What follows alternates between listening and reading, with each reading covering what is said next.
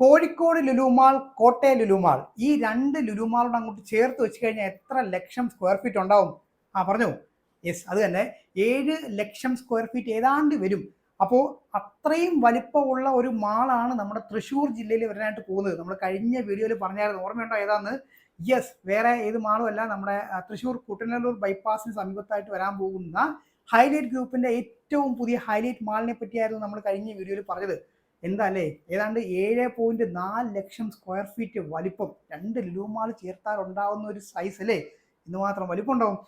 പക്ഷേ അത്രയും വലിപ്പം, ഞാൻ ഈ പറഞ്ഞ ഈ ഒരു 7.4 ലക്ഷം ഉണ്ടല്ലോ, അത്രയും ലക്ഷം സ്ക്വയർ ഫീറ്റ് വലിപ്പം ലീസബിൾ ഏരിയ മാത്രമുള്ള ഒരു പുതിയ മാളും കൂടെ നമ്മുടെ കേരളത്തിൽ വരാൻ പോവാണ്. എവിടാന്നറിയോ? ട്രിവാൻഡ്രത്താണ്. ട്രിവാൻഡ്രംകാർക്ക് ഇപ്പോൾ കാര്യം പിടികിട്ടിക്കാണ് ഏത് മാളാണെന്നുള്ളത്. യെസ്, നമ്മുടെ ടോറസ് സെൻട്രൽ മാളിനെ പറ്റിയാണ് ഞാൻ ഇപ്പോൾ പറയുന്നത് കേട്ടോ. ഈ ടോറസ് സെൻട്രൽ മാൾ എന്ന് പറയുമ്പോഴേ അതിന്റെ കറക്റ്റ് പ്രൊണൗൺസിയേഷൻ വെച്ച് കഴിഞ്ഞാൽ സെൻട്രോ മാൾ എന്നാണ് കേട്ടോ, സെൻട്രോ മാൾ. പക്ഷെ നമുക്ക് കുറച്ചുകൂടെ എളുപ്പം സെൻട്രൽ മാൾ എന്ന് പറയാനാണ് അല്ലേ, അതിൽ കുറച്ചുകൂടെ എളുപ്പമുള്ള. അപ്പോഴേ ഈ ഒരു മാളിന്റെ കാര്യം പറയുവാണെങ്കിൽ നമ്മൾ ആ ഒരു പ്രൊജക്റ്റിനെ പറ്റി ഡീറ്റെയിൽ ആയിട്ട് മനസ്സിലാക്കേണ്ടതായിട്ടുണ്ട്.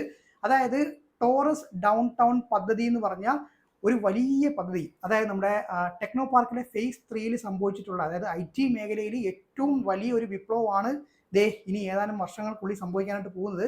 ഈ ഒരു പദ്ധതി വന്നു കഴിഞ്ഞാൽ നമ്മുടെ ട്രിവാൻഡ്രത്ത് പ്രത്യേകിച്ച് വരാൻ പോകുന്ന ഒരു മാറ്റങ്ങൾ എന്നൊക്കെ പറഞ്ഞു കഴിഞ്ഞാൽ വേറെ ലെവലായിരിക്കും. ഇപ്പോൾ വിഴിഞ്ഞം പദ്ധതിയും ഇപ്പോൾ ഓണായിട്ടുണ്ട്. അപ്പോൾ എന്തായാലും ഇനി അങ്ങോട്ടുള്ള വർഷങ്ങൾ തിരുവനന്തപുരത്തിൻ്റെ ഒരു വളർച്ച എന്ന് പറഞ്ഞു കഴിഞ്ഞാൽ വേറെ ലെവൽ വളർച്ച തന്നെ ആയിരിക്കും. അപ്പോഴേ ഈ ഒരു പദ്ധതിയുടെ കാര്യം പറയുവാണെങ്കിൽ ഏതാണ്ട് 50 ലക്ഷം സ്ക്വയർ ഫീറ്റ് ആണ് ഇതിൻ്റെ ഒരു മൊത്തം ഈ ഒരു പദ്ധതിയുടെ മൊത്തം ഒരു ഏരിയ എന്ന് പറഞ്ഞു കഴിഞ്ഞാൽ കേട്ടോ. എൻ്റെ അളിയാ, 50 ലക്ഷം സ്ക്വയർ ഫീറ്റ്. അപ്പോൾ ഇത് നമ്മൾ കുറച്ച് ഡീറ്റെയിൽ ആയിട്ട് മനസ്സിലാക്കാനായിട്ടുണ്ട്. അപ്പോൾ അതിൻ്റെ ഓരോരോ പോയിന്റ് വൈസ് പോയിന്റ് ആയിട്ട് നമ്മൾ ഒരു മുൻപത്തെ വീഡിയോ ചെയ്തിട്ടുണ്ട്. നിങ്ങൾ കണ്ടു നോക്കി നിങ്ങൾക്ക് കാര്യം മനസ്സിലാവും. അതായത് cess area, non cess area, ഇതിനകത്ത് എന്തൊക്കെയാണ് വരുന്നത് തുടങ്ങിയ കാര്യങ്ങളൊക്കെ നമ്മൾ വിശദമായിട്ട് അതിനകത്ത് പറഞ്ഞിട്ടുണ്ട് കേട്ടോ. വേണമെങ്കിൽ കയറി നോക്കിയോ. അപ്പൊ നമുക്ക് സംസാരിക്കാനുള്ളത് നമ്മുടെ ടോറസ് സെൻട്രം മാളിനാണ്. Centro mall, okay, Centro mall അങ്ങനെ എന്തൊക്കെയാണ് നിങ്ങൾ നോക്കിയാൽ മതി. നിങ്ങൾക്ക് കറക്റ്റായിട്ട് പ്രൊണൗൺസ് ചെയ്യണമെന്നുണ്ടെങ്കിൽ നിങ്ങൾ അങ്ങനെ ചെയ്തോ, നമുക്ക് സെൻട്രൽ മാൾ എന്ന് തന്നെ പറയാം. അപ്പോൾ നമ്മുടെ മാളിന്റെ കാര്യം പറയുകയാണെങ്കിൽ നോൺ സെസ് ഏരിയയിൽ വരുന്ന ഒരു ഷോപ്പിംഗ് മാളാണ് കേട്ടോ. നല്ല ഒന്നാം തരം വലിപ്പമാണ്. നമ്മൾ ഈ പറയുന്ന, ഇപ്പം ഞാൻ ഈ പറഞ്ഞ ഹൈലൈറ്റ് മാളിന്റെ 7 ലക്ഷമോ 8 ലക്ഷമോ 9 ലക്ഷമോ 10 ലക്ഷമോ 11 ലക്ഷമോ ഒന്നും അല്ല, 12 ലക്ഷം സ്ക്വയർ ഫീറ്റ് ആണ് ഇതിൻ്റെ ഒരു ബിൽട്ടപ്പ് ഏരിയ എന്ന് പറഞ്ഞു കഴിഞ്ഞാൽ.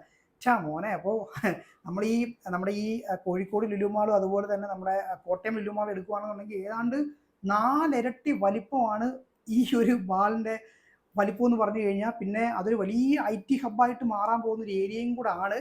പിന്നെ നമ്മുടെ പൃഥ്വിരാജ് അവിടെ അസറ്റ് ഹോംസിനകത്തൊരു വീട് ചോദിച്ചിട്ടുണ്ടായിരുന്നു. അങ്ങനെ കുറേയധികം കാര്യങ്ങൾ ഇതുമായിട്ട് ബന്ധപ്പെട്ടുണ്ട് കേട്ടോ.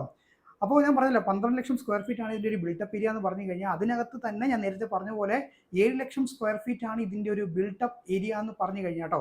മൊത്തം 6 ഫ്ലോർ ആയിരിക്കും ഈ ഒരു മാളിനകത്ത് വരാനായിട്ട് പോകുന്നത്. അപ്പൊ ഇത്രയും വലിയൊരു മാൾ ആയതുകൊണ്ട് കാർ പാർക്കിംഗിൽ ആയിരിക്കും എന്തെങ്കിലുമൊക്കെ ബുദ്ധിമുട്ടുണ്ടാവുമോ? അവരൊക്കെ കൃത്യമായിട്ട് പ്ലാൻ ചെയ്തിട്ടായിരിക്കുമല്ലോ അങ്ങനെ ഒരു ഷോപ്പിംഗ് മാൾ പണിയുന്നത്.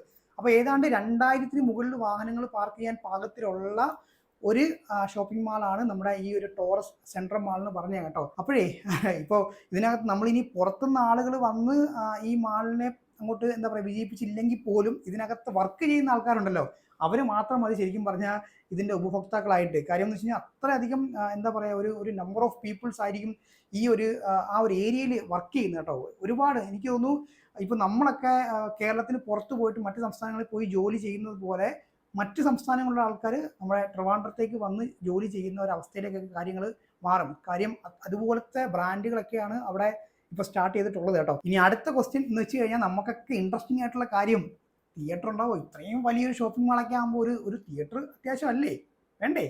യെസ്, നിരാശപ്പെടേണ്ട. അതും ഒരു ചെറിയ തിയേറ്റർ ഒന്നും അല്ല വരാൻ പോകുന്നത്. ഒരു പക്ഷേ കേരളത്തിൽ തന്നെ ഏറ്റവും വലിയ മൾട്ടിപ്ലക്സ് വരാൻ പോകുന്നത് ചിലപ്പോൾ ഈ ഒരു ടോറസ് സെൻട്രൽ മാളിലായിരിക്കും കേട്ടോ. അതെന്താണെന്ന് ചോദിക്കുവാണെങ്കിൽ മൊത്തം 15 സ്ക്രീനോട് കൂടിയ ഒരു മൾട്ടിപ്ലക്സ് ആണ് അവർ പ്ലാൻ ചെയ്തിട്ടുള്ളത്. ഇപ്പോഴും നിങ്ങൾ അവരുടെ വെബ്സൈറ്റിൽ കയറി നോക്കിക്കഴിഞ്ഞാൽ നിങ്ങൾക്ക് അത് കാണാനായിട്ട് പറ്റും. അപ്പോൾ ഏത് ബ്രാൻഡാണ് വരാൻ പോകുന്നത് ചോദിച്ചു കഴിഞ്ഞാൽ ഇപ്പോൾ നമ്മൾ ഓൾറെഡി നമ്മുടെ ലുലു മാളിൽ PVR ഉണ്ട്. PVRന്റെ IMAX 4DX ഒക്കെ ഉണ്ട്, അറിയാലോ.